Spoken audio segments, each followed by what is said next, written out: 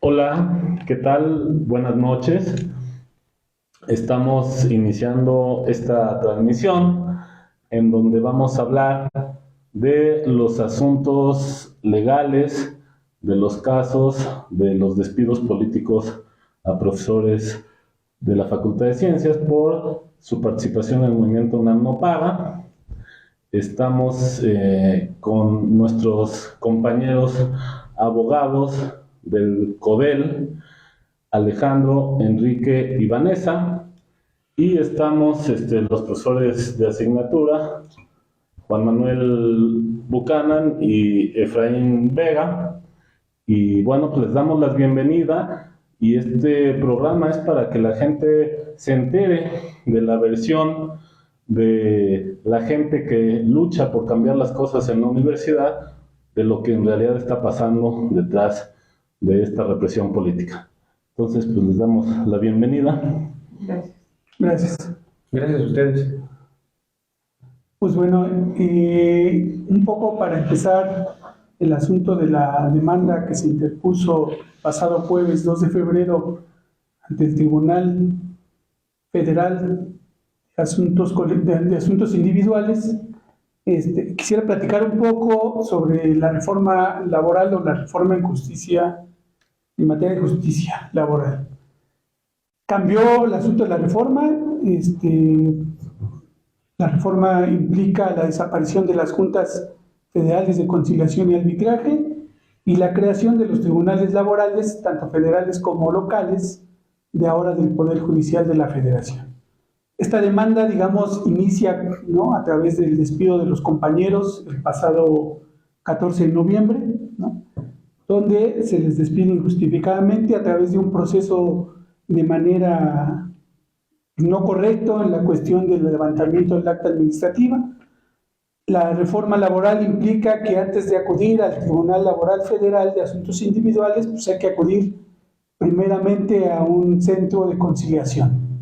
Se hizo la solicitud el pasado 22 de noviembre, ¿no? En este centro de conciliación le citan a la UNAM para un posible arreglo conciliatorio, ¿no?, sobre el asunto del despido, el cual sabíamos que la UNAM no iba a resolver nada en este centro de conciliación, pero bueno, la ley federal del trabajo implica este asunto como una cuestión prejudicial obligatoria. Tuvimos que agotar esa instancia de la conciliación, en la cual tuvimos el día 13 de diciembre la audiencia de conciliación en este Centro Federal de Conciliación y Registro Laboral que se encuentra con el doctor Bertis, ¿no? Agotamos esa instancia, ¿no? Después de agotar la parte prejudicial o la parte conciliatoria, nos emiten una constancia de no conciliación, ¿no? Es decir, no hay conciliación de las partes, ¿no? Pareciera que eso iba a resolver, el cual no pasó nada. El siguiente paso después de agotar esta parte conciliatoria, pues es ingresar una demanda, ¿no? Una demanda que implica ahora un cambio en el mismo procedimiento laboral, ¿no? Antes en las juntas federales tenías dos tipos de audiencias, ¿no? La cual la primera era la audiencia inicial, que le llamábamos de conciliación, demanda y excepciones, y después tenías una segunda audiencia donde se llamaba la de ofrecimiento y admisión de pruebas.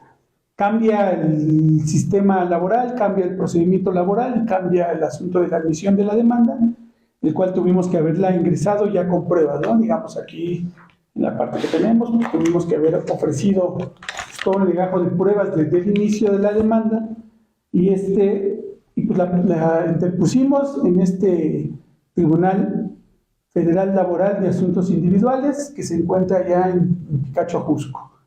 Digamos, aquí está nuestro acuse, ¿no?, de la demanda, nuestro turno. Hay diferentes tribunales o salas del mismo tribunal donde se va a dirimir nuestro asunto. ¿Qué implica ahí? Que va a haber una etapa de contestación de demanda, ¿no?, por parte de la UNAM. Después va a haber una etapa se llama excepciones y excepciones, réplica contra réplica, y posteriormente va a haber dos audiencias, una audiencia que le llaman audiencia preliminar, es donde se va a depurar, ¿no?, algunas pruebas, se va a depurar algunas cuestiones que tengan que ver con el procedimiento, y después ya viene una audiencia de juicio. En esa audiencia de juicio es el desahogo de pruebas, ¿no?, alegatos, resolución, y nos vamos a la sentencia laboral, ¿no? Ahora ya no se va a llamar laudo arbitral, ahora se va a llamar una sentencia laboral, que en este nuevo sistema, en el segundo de los casos, pues es un sistema que tendrá que ser, como dice la ley, que sabemos que no ha pasado así, pronta y expedita, ¿no? Entonces, aquí está la demanda. El 2 de febrero la interpusimos en el Tribunal Federal Laboral de Asuntos Individuales, aquí en Picacho, Jusco. Bueno, pues, camaradas, me gustaría explicarles brevemente lo que han sido los casos de los profesores, compañeros de Efraín y de Juan Manuel, porque es importante luchar contra la demagogia y contra la represión de manera racional, de manera, decía por ahí un revolucionario chino, que la verdad siempre es revolucionaria. Entonces hay que sacar a la luz también la verdad. El caso de Efraín Vega, del profesor Efraín. ¿En qué consiste el caso? En principio es importante señalar que no se acreditó ni legalmente ni racionalmente lo que le imputan, lo que le achacan. Pero para no hacer este cuento muy largo y que quede muy claro el asunto, en mi explicación vamos a suponer y conceder por el momento, de manera hipotética, para que quede evidenciado lo absurdo de todo esto, vamos a suponer sin conceder, que se acreditara lo que le imputaron, lo que le achacaron, ¿no? Entonces, y en esto, pues, además de que hemos llevado la defensa en todas las instancias a las que se han acudido, podemos, ante quien tenga cualquier duda, pues leer línea por línea de la resolución en la cual se le despide, para que vean que es lo único que se le achaca, lo único que se le imputa. La razón por la cual el director de la Facultad de Ciencias lo despide es la siguiente. Según él, se acreditó que en un chat de Telegram, donde participan supuestamente muchas personas, el profesor Efraín agregó a una profesora a ese chat. Y esa es la única conducta que se le atribuye al profesor Efraín. Aparte, y ese es otro tema, supuestamente la profesora habría denunciado represión política y habría denunciado que se fabricó una denuncia en su contra. Y supuestamente para acreditar lo que dice, pues puso algunos extractos de esta denuncia que le fabricaron o que ella dice que le fabricaron. Bueno, y con esta única acción que le atribuyen al profesor Efraín, que es agregar a esa profesora a un chat de Telegram, el director de la Facultad de Ciencias concluye que eso es falta de probidad, que es una causal de rescisión de la relación de trabajo. Claro, falta de probidad en la relación de trabajo, porque además el director de la Facultad de Ciencias pues no es más que un mero patrón. No es juez civil, ni juez penal, ni es la Santa Inquisición. O sea, falta de probidad en la relación laboral. Entonces, el director de la Facultad de Ciencias dice que esa acción, que además no se acreditó, insisto, pero bueno, supongamos, de agregar a una profesora a un chat, es falta de probidad y que además eso es violencia de género. Ya eso lo mete al final así como de refilón, porque además, bueno, eso no aparece en las causales de la ley, pero bueno, a ver. Esto no tiene pies ni cabeza, porque para empezar, no hay que ser ni abogado, ni genio, y basta el sentido común, que obviamente pues no tienen las autoridades universitarias porque no les interesa tenerlo, para darnos cuenta de que no puedes responsabilizar, aunque creyéramos esta versión, al profesor Efraín de lo que dice otra persona en un chat. No podría él ser responsable de lo que una tercera persona, de lo que esta profesora supuestamente dijo, que además tampoco hay nada malo en lo que dijo, simplemente denunció que le habían fabricado unas denuncias y le habían reprimido. Bueno, eso puede ser debatible o no, o puede tener razón, no, sí, más, menos, pero evidentemente eso no puede ser responsabilidad del profesor Efraín. ¿O qué quería la autoridad? ¿Que el profesor Efraín censurara a esta profesora o le dijera qué decir y qué no decir? ¿O cómo puede ser responsable de la acción de otra persona? Entonces, y eso es todo lo que hay. Pueden leer toda la denuncia que obra y la resolución, o si es que eso se le puede llamar resolución, del director de la Facultad de Ciencias. Entonces, ahí queda explicado. Eso es todo el caso del profesor Efraín Vega. Todo, es todo lo que hay. No tiene pies ni cabeza, no tiene legalidad, porque aunque les creyéramos, ¿qué tiene que ver eso con falta de probidad en el trabajo? ¿Y qué tiene que ver eso, además, con violencia de género? No tiene absolutamente nada que ver. Así de ridículo es el caso del profesor Efraín. Ahora, el caso del compañero y profesor Juan Manuel. Bueno, de igual manera no se acreditó legal ni racionalmente la conducta que le atribuyen. Pero, pues, para no hacer esta exposición larga, vamos a pensar en el peor escenario. Supongamos, sin conceder, que se acreditó lo que le atribuyen. ¿Qué es lo que le atribuyen? Le atribuyen que en una cuenta de Facebook posteó, supuestamente, aunque no se acreditó, pero posteó denunciando represión política en la universidad, y que había una persona a la cual no identificó que estaba coludida con las autoridades. Bueno, esto no se acreditó, pero suponiendo, sin conceder, que fuera cierto, esto no tiene nada que ver con ninguna causal de rescisión de la relación de trabajo, ni siquiera con violencia de género, porque además, a mencionar que alguien en un movimiento de trabajadores funciona como esquirol, pues para empezar es muy vago. Le tendríamos que decir al profesor Juan Manuel, oye, pues ¿eso de qué nos sirve, no? Siempre hay esquiroles en los movimientos de trabajadores. Y evidentemente no es una causal para despedir a alguien, ni justificada, ni legal, ni racionalmente. Es un tema que, en dado caso, aunque se le atribuyera esa conducta, pues sería debatible, ¿no?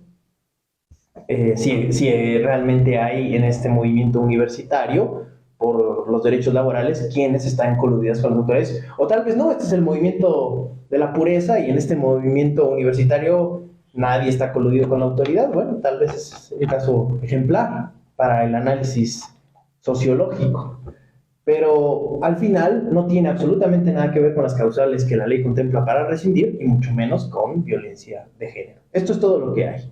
Cuando vemos esto, cuando uno lee esto, tiene que concluir definitivamente que este es un proceso de represión política.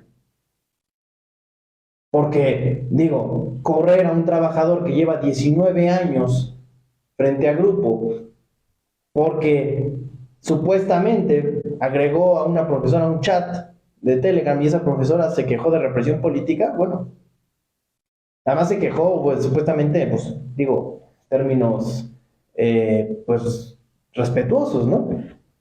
Esto no tiene pies ni cabeza. Y entonces nos damos cuenta de que en realidad es una represión y que el activismo que estaban realizando y que siguen realizando los compañeros sí estaba afectando los intereses de la mafia que controla a la Universidad Nacional Autónoma de México.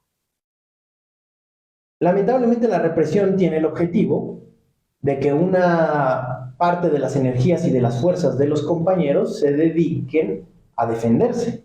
Ese es el objetivo de la represión.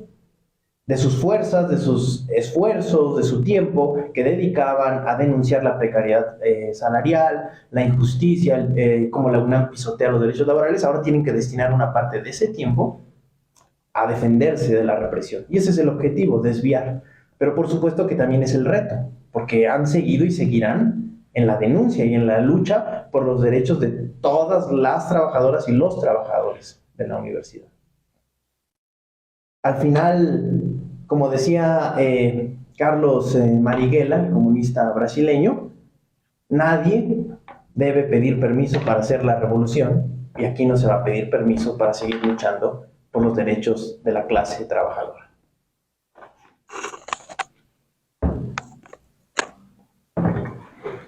Muy bien, pues continuando con la exposición que hacen los compañeros, es importante hacer notar que dentro de este acoso que han sufrido los profesores a lo largo de este movimiento que se ha denominado NAM no paga, pues ha sido tal que no han podido o no habían podido justificar pues la fuerza que ha ejercido la autoridad sobre ellos para intentar despedirlos en un primer momento, y que ahora lo logran basados en una excusa absurda, ¿no? Haciendo notar o queriendo hacer notar que las acciones que los maestros han o que supuestamente han realizado pues tienen una cuestión de género. Es decir, que supuestamente atacan y vulneran los derechos de una persona del sexo femenino, y que evidentemente a lo largo de la investigación, de la supuesta investigación que ellos realizan, pues se acredita, ¿no? Sin embargo, como decían los compañeros, no hay que ser peritos en la materia como para darnos cuenta que esa cuestión de género no existe. Es una pantalla para callar a los profesores, pues porque ahora está de moda que pues ya todo es violencia de género, ¿no? Sin embargo, la violencia de género puede ser incluso hacia ellos, ¿no? O sea, ¿por qué necesariamente esta persona menciona o dice que se siente agredida? Pues porque como es del sexo femenino, pues ahora ellos la están atacando, ¿no? La quieren evidenciar, la quieren exponer, la quieren, insisto, atacan supuestamente ella, y de esa manera vulneran los derechos de esta persona. Sin embargo, insisto, esta situación de género no se da en ningún momento. En ningún momento se comprueba de ninguna manera que ellos hubiesen realizado alguna actividad o alguna publicación o algo que pudiera atacar a esta persona de forma directa, ¿no? Incluso, ni directa ni indirectamente. Lo único que los maestros han hecho a lo largo de todo este tiempo es atacar a la autoridad, reclamar sus derechos como trabajadores, pero no solo los suyos, ¿no?, sino los derechos de los demás trabajadores de la UNAM, quienes han pasado por una situación de precariedad, de pisoteo, que nada tiene que ver con la violencia de género. Entonces, esa es una situación que al final la autoridad se escuda diciendo que caen en situaciones de falta de probidad y honradez, ¿no?, derivadas de la violencia de género. Violencia de género, insisto, que no existe, que no se comprueba, que ni siquiera se ve. Entonces, si no es una cuestión de género, valdría la pena preguntarnos cuál es el verdadero pecado de los profesores. ¿Cuál es el verdadero motivo por el cual los están atacando, por el cual les rescinden sus contratos laborales, y que ahora, a pesar de que ya no están laborando, pues los siguen atacando, creando denuncias, tratando de difamarlos por todos lados, ¿no? Entonces, esa situación es más preocupante. ¿Cuál es el pecado que ellos han cometido? Y sobre todo, ¿cuál es el interés de las autoridades para que los profesores dejen de laborar? ¿Qué tan incómodos se han vuelto como para intentar disfrazar un acto legítimo de manifestación, disfrazándolo de una situación o de una cuestión de género que no existe? ¿Qué es lo que están haciendo los profesores, bien o mal, para que los ataquen de esta manera? Entonces, sí es importante que todos sepan que esta situación que se ha venido dando no tiene que ver con el supuesto ataque que ellos han realizado a esta persona del sexo femenino. Porque incluso llamarlo, incluso si decimos que es una profesora, hasta eso podría parecer una violencia, ¿no?, para ella. Entonces, es muy incongruente las decisiones que ha tomado la universidad a través del director, las resoluciones que da sin necesidad de investigar, porque piensan que no es necesario, cuando le conceden al dicho de esta persona todo el valor que ellos consideran que merece, sin la posibilidad de que los profesores puedan defenderse, y aunque lo intenten hacer, pues no son escuchados, ¿no? Y es por eso que se ha dedicado mucho tiempo, mucho trabajo, mucho esfuerzo a poder crear una demanda que pensamos que las autoridades federales pues no se van a ver involucradas en el mismo juego que las autoridades de la UNAM lo han hecho. Confiamos y creemos que tenemos la razón, confiamos en que las autoridades van a resolver de la forma correcta, atendiendo a los principios pues que los profesores han venido predicando, como lo son la honradez, ¿no? Y la responsabilidad. Entonces, esperamos que si ustedes como auditorio tienen alguna duda, se acerquen a los profesores, porque esta persona además se ha encargado de intentar sabotear los espacios donde los profesores se presentan, ¿no? para decir que ha sido violentada o supuestamente violentada, ¿no? Cosa que jamás ha sido de esa manera. Entonces, acérquense para que sepan cuál es la verdadera historia y tengan los dos puntos de vista, y si es necesario, emitan una opinión. Entonces, pues creo que le cedo la palabra a los profesores si tienen algo que decir. Ok, pues gracias aquí al equipo de compañeros abogados que han expuesto desde el punto de vista legal este tema, de estas denuncias que nos han fabricado las autoridades universitarias, y bueno, pues también de la explicación ahora de esta demanda que se ha elaborado, y pues para poner fuera de la UNAM ahora las cosas, porque en la UNAM son juez y parte, y bueno, pues las autoridades de la UNAM pisotean los derechos laborales de decenas de miles de trabajadores, y entonces usan el poder que les da el ser juez y parte para tratar de hacer a un lado a las personas que hemos estado pues exhibiendo esta triste realidad en la universidad, que no es la que sale en los medios muchas veces. Hay que decir que a veces hasta la universidad paga lo que van a decir los medios, sí. Y bueno, la universidad siempre la ponen como una de las mejores de Latinoamérica y demás. Bueno, pues imagínense cómo sería la universidad si no se pisotearan los derechos laborales y si se les dieran pagos justos a la mayoría de sus docentes, más del 75% aproximadamente, que están en esta situación de precariedad laboral y que tienen unos salarios que deberían de ser lo triple de lo que son según estudios de la propia universidad. Entonces, bueno, eso es lo que nos ha llevado a que los hayamos conocido. Queremos agradecer aquí de cara a toda la gente, pues que estas demandas laborales, por lo regular, los abogados cobran un porcentaje de lo que es el salario de la gente que van a defender. Y bueno, pues cuando vieron nuestros cheques, casi que dijeron que eran de juguete o qué, porque entonces, bueno, les damos un agradecimiento de manera pública, porque sí, nuestros cheques son para dar risa, y en este ámbito de las demandas laborales, pues a veces cobra un porcentaje, pero un porcentaje de un cheque que es la tercera parte de lo que debería de ser, pues ya pues ahora sí, ahí vamos a ver cómo le vamos a hacer para retribuir ahí todo el trabajo, todo lo que se ha hecho.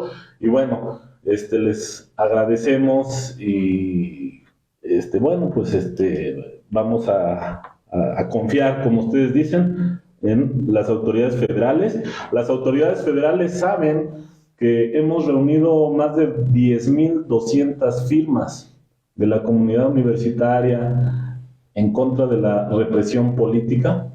Y entonces, pues bueno, esa bandera de que no puede haber rectoría rica con profesores pobres, esa bandera de que primero hay que hacerle caso al pueblo, bueno, pues ahí están más de 10,200 firmas de gente que dice que no debe de haber esta represión política, y estamos sacando de la universidad, afortunadamente, este castigo ejemplar fabricado por mostrar cómo la UNAM pisotea los derechos laborales de los docentes. No tenemos ningún temor. Si fuéramos culpables, pues seríamos masoquistas, así vamos a ir a que nos paleen y nos castiguen en todos lados. Pues no somos culpables y no le tememos pues a que las autoridades revisen cómo estuvo viciado el proceso. Y bueno, de nuevo queremos agradecerles al equipo de abogados, y se ha desarrollado una relación en la cual pues es transparente cómo las autoridades universitarias pues hacen a un lado a las personas que tratan de cambiar para bien la universidad, la burocracia dorada, la mafia universitaria, que hasta en las conferencias mañaneras ha sido mencionada por el presidente, porque las autoridades universitarias te ningunean. ¿Tú quién eres para venir a decir? Pero hasta el mismo presidente ha dicho, los caciques de la UNAM, la mafia, la burocracia dorada. Hasta el mismo presidente ha dicho que se les tiene que pagar más a los profesores de asignatura, y bueno, pues a la burocracia dorada, que no quiere perder sus privilegios, como en el INE, como en otras instancias, pues están muy molestos con nosotros y han fabricado estas denuncias. Yo cierro mi participación con eso. De nuevo, gracias al equipo de abogadas y abogados de CODEL. Por cierto, si alguien está en una situación que quisiera asesoría, y pues puede buscarnos y les pasamos los contactos aquí de este equipo, porque a veces se necesita de una asesoría y de experiencia, porque pues las autoridades universitarias hacen uso de esta poca experiencia para abusar del poder. Aprovecho nada más para hacer un paréntesis. Ahora nos acabamos de enterar de que la APAUNAM, que es quien ostenta el contrato colectivo de trabajo, en este periodo de semanas necesita legitimar el control que tiene del contrato colectivo. Entonces ahora va a imprimir el contrato colectivo de trabajo para hacer la pantalla de que la gente está de acuerdo con ese contrato, cuando semestre a semestre que vamos a firmar nuestro contrato, nunca nos han imprimido en los 19 años que llevo ese contrato colectivo de trabajo. Así las cosas. Y bueno, yo con esto concluyo. Si la gente tiene dudas, si quisieran algo de asesoría, pues aquí les recomendamos al equipo de abogadas y abogados de CODEL. Bueno, yo nada más para retomar un poquito ahorita, porque surgió esto del contrato, retomar que una de las demandas del movimiento UNAM no paga, que venía del pliego petitorio original, era que todas las personas, profesores, profesoras, ayudantes, tuviéramos una copia de nuestro contrato. Esa es una de tantas demandas del pliego petitorio original del movimiento UNAM no paga, demandas que poco a poco se trataron de ir perdiendo, precisamente porque pues, nos agarraron en todo este periodo de represión que empezó desde aproximadamente julio del 2021, cuando levantan el paro a la mala, con unas elecciones en donde se podía votar varias veces por parte de algunos y algunas estudiantes, pues que el día de hoy, casi 2 años, pues ya sabemos que ostentan pues algunos cargos de representación, tanto en la UNAM como por fuera de la UNAM, y con vinculaciones a distintos partidos políticos de todos los colores y sabores que hay. Una demanda del movimiento estudiantil siempre ha sido que ese tipo de situaciones pues no son permitidas, ¿no? Las autoridades universitarias, en toda esta situación legal que montaron desde la primera de las denuncias, ¿no?, en contra de la plataforma de Ciencias TV, que le mandamos un saludo a toda la gente que está viendo esto. Esta plataforma la quisieron cerrar, no pudieron, y bueno, ahí está al aire.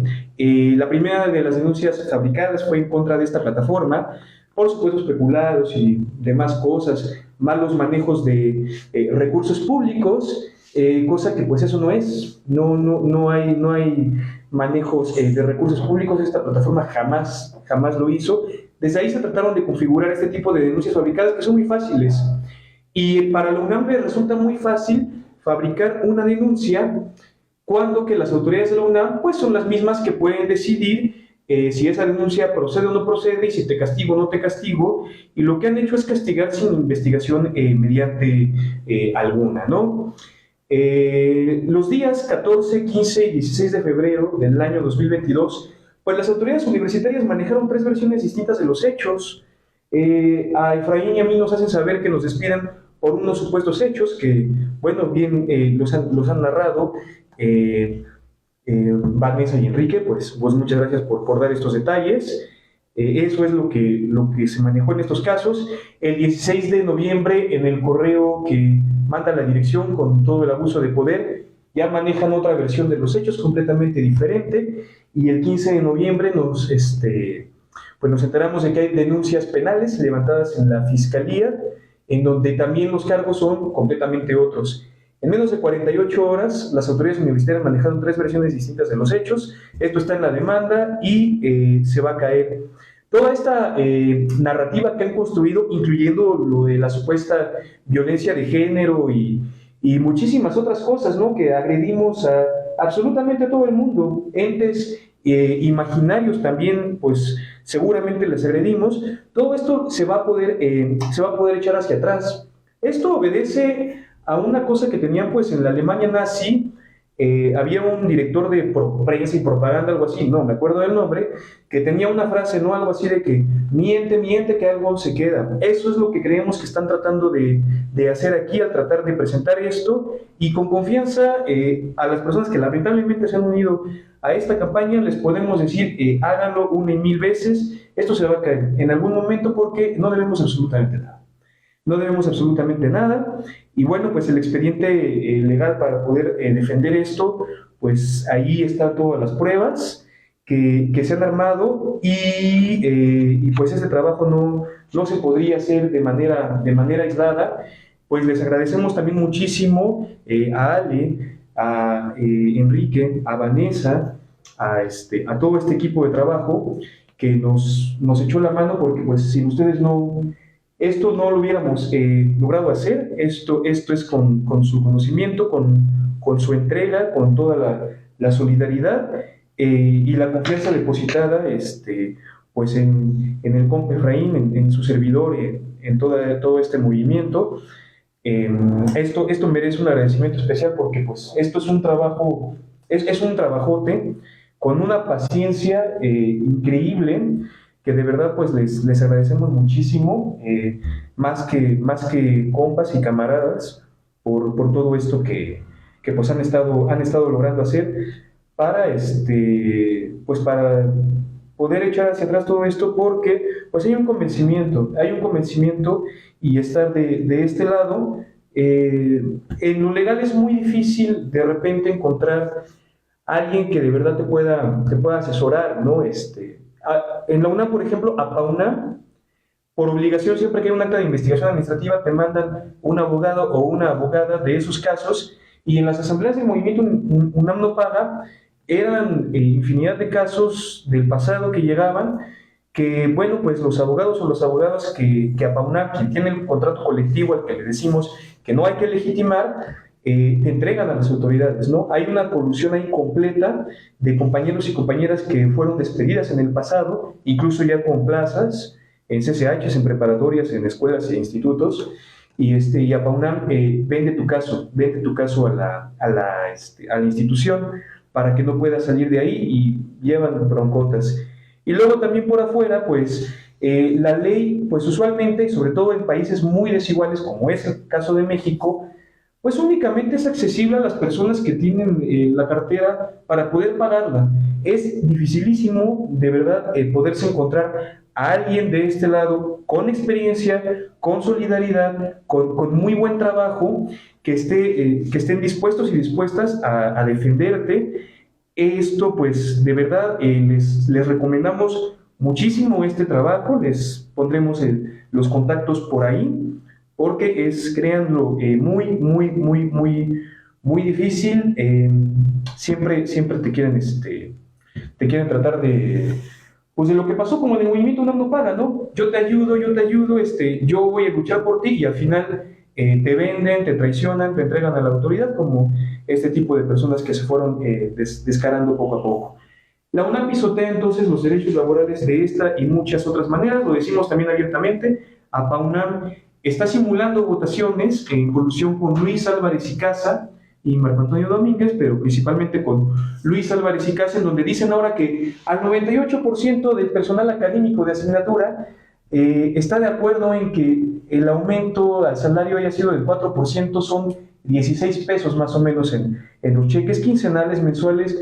Compas, ¿eso para qué alcanza en el 2023? Ese aumento les parece correcto y están en riesgo con este contrato colectivo del trabajo, que bueno, pues aquí lo que hace la UNAM es simular varias relaciones laborales y es negar la basificación para tener al 75% del personal de asignatura con estos salarios que son bajísimos. Lo que hay que hacer aquí es, la organización tiene que continuar porque solamente con ellos se le puede dar vuelta atrás.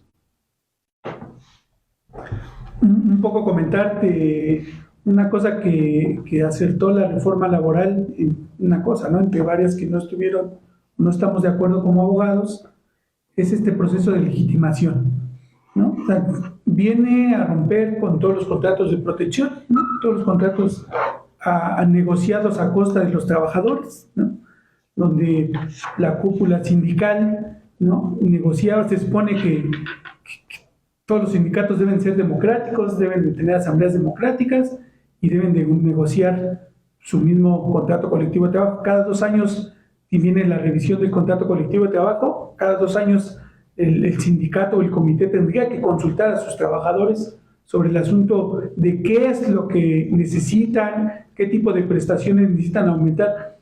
Eso no lo hacían, ¿no? Entonces, si no lo hace el contrato colectivo de trabajo, si el sindicato tiene un contrato colectivo de trabajo protección, ¿no?, o proteccional, tejiendo al patrón, ¿no?, pues es un contrato colectivo de trabajo que no sirve para los trabajadores, ¿no? Entonces, en ese asunto, si no nos sirve, entonces desechémoslo, ¿no? Es decir, no votemos por esa legitimación que se viene a puerta, ¿no? Y entonces busquemos, sí, ¿no?, un sindicato democrático, ¿no?, hecho por los profesores democráticos, manejado por los profesores democráticos, y que sí, el contrato colectivo de trabajo refleje las necesidades de este sector académico. No, y de hecho, tan ha sido charrí la representación de los profesores que llegamos a una situación completamente violatoria de los derechos humanos laborales de los profesores, y que se expresa de una manera muy sencilla. Lo explicábamos, ¿no? ¿Cómo podría entenderse que la inmensa mayoría de los profesores, 75% del profesorado, se encuentren en un carácter de interinos, como profesores de asignatura, y no basificados? O sea, cuando esta debería ser una prioridad de su representación sindical. O sea, su representación sindical no podría tolerar, o sea, es inadmisible si realmente representar los derechos de la clase trabajadora, que esta situación exista y que se haya generado. ¿Por qué? Porque la universidad debió estar constantemente y sistemáticamente aplicando exámenes de oposición, que bueno, ese es otro tema más profundo con el que no coincidimos, pero bueno, como está legalizado el examen de oposición y está constitucionalmente respaldado, bueno, la universidad y la representación de los profesores deberían estar, porque pero no hoy, desde tiempos inmemoriales deberían estar basificando a los profesores constantemente, de tal manera que hoy tuviésemos lo inverso, 75% o más, 80, 90, basificados, y una minoría que de recién ingreso o que vienen a hacer algún intercambio y demás de manera interina. Pero la universidad ha aprovechado la legislación del concurso de oposición y ha aprovechado el charrismo sindical para no basificar a los profesores, porque si los basifica les tiene que pagar más, les tiene que garantizar la estabilidad en el empleo, y eso es lo que no quiere. Los quiere tener en la precariedad. ¿Por qué? Y eso es un principio muy básico. Mientras menos le pago a los trabajadores, más plusvalor para el patrón. Es así de simple. Y esa debería ser la causa de fondo, por supuesto, no a la legitimización de ese contrato colectivo de trabajo, pero también la basificación de todo ese profesorado, y que ya de hecho, como la universidad ha demostrado incapacidad para cumplir la ley, para basificarlos, para respetar sus derechos humanos laborales, pues lo que se debería estar negociando es la basificación inmediata de esa inmensa mayoría, de manera inmediata, porque ya esto lo debiste haber, o sea, tienes profesores con 20 años, 15, 10, que nunca basificaste, y que de manera dolosa no lo has hecho, perversa. Y eso es lo que también debería estar haciendo la representación sindical, diciendo, es inadmisible, quiero ver que puedas tener una representación realmente sindical y tengas a todos tus trabajadores en interinato o eventualidad. Es absurdo, es lo primero que diría, pero claro, eso no lo va a hacer una representación charril, no se le va a ir a la yugular al patrón con el que se sienta a comer.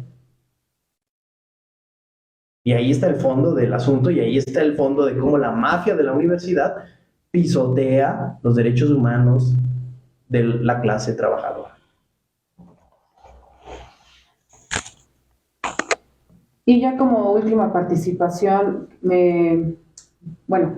como mi última participación me gustaría comentarles que pues todas estas ganancias que se han obtenido a través de los años con la lucha de los trabajadores, y que de cierta manera se ha delegado en estos sindicatos, pues ahora con esta reforma, con esta nueva era, por llamarlo de alguna forma, invita más a la organización para seguir luchando por esos derechos que se supone que ya tenemos ganados, pero que en la práctica no se cumplen o son deficientes. No mantienen a los profesores en condiciones sumamente precarias, y en algún momento hacíamos aquí el comentario como chiste, ¿no? De, bueno, maestro, pues ¿cuánto lo voy a cobrar, no? Creo que me va a quedar a deber como 3 salarios, ¿no? Sí. Porque al final no es no, y digo, es como chiste, ¿no? Pero en la realidad, ¿cómo es que un maestro de la asignatura vive con un salario tan bajo, ¿no? ¿Qué otras cosas tendría que hacer, ¿no? Cuando se supone que están en la máxima casa de estudios. Y la verdad es que qué pena, ¿no? Que la máxima casa de estudios no vele por los intereses reales de sus trabajadores. Entonces, sí, invitar a la reflexión, invitar a la organización, invitar a que también esta cuestión de género no sea mal utilizada, porque pareciera también que de cierta manera se utiliza o se amaña, ¿no? Como para poder perjudicar a los trabajadores, a los maestros que están en una lucha legítima, en una lucha que no solo va a beneficiarlos a ellos, sino que se beneficia en conjunto. Entonces, invitar a la organización nada más a seguir informándose, a que sigan participando, a que si tienen más dudas, pues vengan para acá y nosotros los ayudamos. No sé, o sea, de verdad que esperamos que cumplan, bueno, que los profesores tengan todo el apoyo de la comunidad, que es bien importante, pues porque se ha evidenciado y se evidenciará más todavía las graves denuncias que se han realizado en su contra sin ningún fundamento. Pues por mi parte sería todo. Muchas gracias. Pues solo para concluir y ser, porque se tiene que escuchar fuerte y claro, ¿no? En efecto, como dijo el compañero Juan Manuel, la autoridad cambió públicamente de versiones, ha intentado difundir ciertas versiones, pero eso ha sido nada más ya como propaganda para justificar y legitimar la represión. Porque el proceso laboral, lo que se denunció, lo que se concluyó y las razones por las que se despidió es única y exclusivamente lo que les expliqué. Al profesor Efraín Vega se le despidió por agregar supuestamente, ni se acreditó, a un chat de Telegram a una profesora que denunció represión. Es todo. No hay más. Esa es la causal por la cual lo despiden. Al profesor Juan Manuel se le despidió porque supuestamente en Facebook denunció represión política. Cosas que no se acreditaron, de hecho tampoco, pero que aunque se hubieran acreditado, no son causales para despedir a nadie, mucho menos para estigmatizarlos, como ha querido hacer la autoridad. Entonces hay que revertir esa campaña de represión y pues les invitamos, como hacían la compañera, los compañeros, a que se organicen, a que luchen contra la autoridad universitaria por sus derechos laborales, contra el charrismo y en favor de una democracia sindical desde abajo, con conciencia de clase, porque el profesorado también es parte de la clase trabajadora.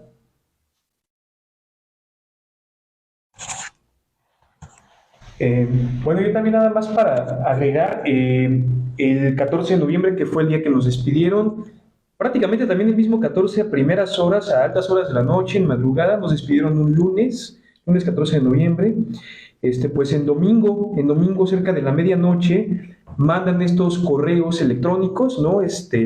Para citarnos de que pues había un anuncio importante que nos tenían que dar el 14 de noviembre. Y bueno, pues el anuncio importante era estos despidos injustificados por los cuales hemos demandado a la UNAM. Ya ni siquiera tenemos acceso al correo electrónico, y después ya siguieron mandando todos estos correos electrónicos con otras versiones y demás. Esto del artículo 95, que son estas faltas de probidad o honradez supuestas, es un artículo muy a modo que la autoridad pues ya le gustó para, no me gusta esta persona, no me gusta cómo piensa, no me gusta cómo se moviliza, etcétera. Le fabrico algo que con el artículo 95 es algo bastante, pues bastante escueto, bastante poco claro. Y son las estadísticas, altos porcentajes del personal despedido, sobre todo el personal de asignatura despedido, es por ese artículo 95, ¿no? Que ya le gustó a la autoridad para fabricar y deshacerse cuando alguien le es bastante incómodo, y que de hecho incluso está en su reglamento, ¿no? Uno de los reglamentos legales de la UNAM faculta, le otorga superpoderes excesivos a los directores y directoras de escuelas y facultades para poder sancionar a discreción. Ahí lo dice, se puede hacer eso a discreción. Y bueno, pues parece que el principio número, no sé, 0, tal vez también de la ley, debería de ser esto de la imparcialidad, pues eso de puedes castigar a discreción. Bueno, pues pónganlo ahí en una balanza que pues está completamente de cabeza, ¿no? Y hay muchas otras cosas. Una manera que hace justo la UNAM de tratar de pisotear este tipo de derechos, incluso humanos, es hasta con la defensa. Hacemos público incluso, bueno, yo hago público porque yo estuve ahí, de las primeras actas de investigación que levantaron y las primeras acciones, la dirección de la Facultad de Ciencias decía que no pasaba nada, ¿no? Que con esta situación de lo de defensas por fuera, de abogados o abogadas, ni te preocupes de eso, ¿no? Ni gastes tu salario en eso, no va a pasar a nada. Y bueno, pues eso lo detectamos perfectamente bien como una artimaña de la autoridad que nos quería dejar en perfecto estado de indefensión, porque esta situación de que no iba a pasar nada, pues ya pasó una demanda acá contra la UNAM por despidos injustificados. Incluso hacemos público que a pocas horas antes de una de las audiencias de investigación, de hecho, en específico de mi audiencia, una de las versiones también que la autoridad cambió era que no se nos iba a rescindir, incluso por ahí había pues hasta un compromiso de no rescisión, y bueno, de todos modos se nos rescindió. Esta es la manera en que montaron toda esta artimaña. Entonces, le damos paso aquí. Bueno, para finalizar, como se abordó muy bien por parte de los compañeros, este asunto del pisoteo de la UNAM de los derechos laborales de sus docentes, de el 75% de los docentes, hay que hablar también con el porcentaje. Bueno, pues sí, es un lado que no le gusta a la UNAM que se difunda. Esta gran institución, decía el lema en la pandemia, la UNAM no se detiene, pero paradójicamente no le pagaban a miles de profesores en plena pandemia. Y sí, no se detuvo, gracias a los esclavos académicos de la universidad. Pisotean los derechos laborales porque en la Ley Federal del Trabajo estipula que se debió de haber ayudado con parte de los gastos del equipo para dar las clases en línea, tabletas, laptops, servicio de internet de alta velocidad, porque si no, no se puede dar una clase. Bueno, pues no se dio ese apoyo. Entonces, por un lado, la universidad tiene una burocracia dorada que gana cerca de 200,000 pesos al mes, más que el presidente. Y por otro lado, aunque la ley diga que hay que apoyar el teletrabajo, que hay que apoyar con equipo a los profesores, que tienen cheques de 800 pesos o menos a la quincena por dar un curso a nivel universitario, pues imagínate, págate al mes un servicio de internet de 900 pesos, se te va media quincena por dar un curso. Pues no apoyaron, pero ellos sí están ganando sus cerca de 200,000 pesos al mes.